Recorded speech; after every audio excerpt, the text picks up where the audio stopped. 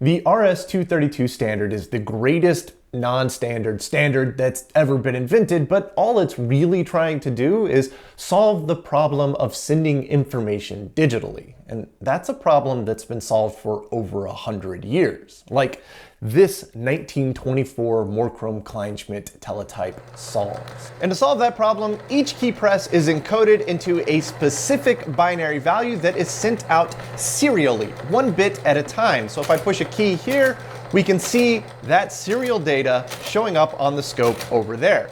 So if we take a look at, say, letter Y right here, we can see that we start at a low level and then we go to a high level here, and that is a start bit. Just a little bit of information saying, hey, let's get this party started.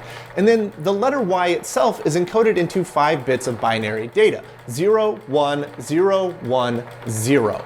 That 5 bits of binary data is sent serially, 1 bit after the other. And you can see the timescale on the bottom here is about 20 milliseconds per division.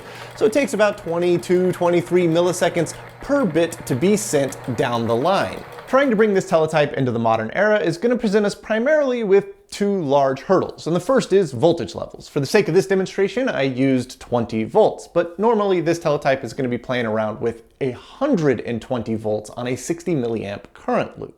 However, if it's the 1960s and it's the 1970s and you have a computer that has at most plus 12 volts, it's going to be a little difficult to interface that computer with a teletype on a 120 volt 60 milliamp current loop.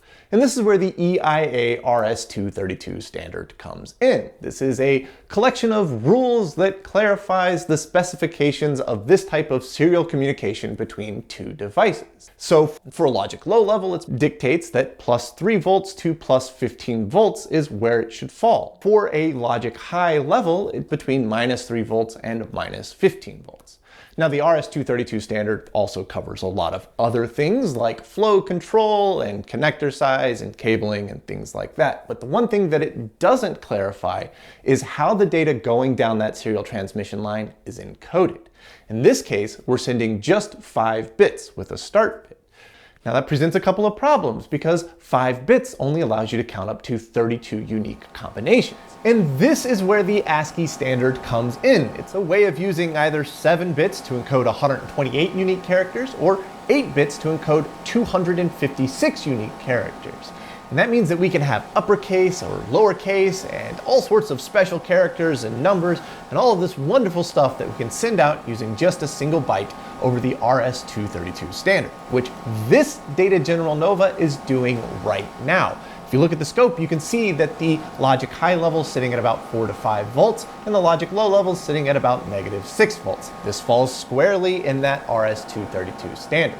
And actually, this concept of sending ASCII data down an RS-232 specified serial line is still in use today on modern machines. And you now know that all of that traces its lineage way back over 100 years to a 5-bit standard on teletypes. And that's why in Linux, all of your input-output devices are called TTY for teletype.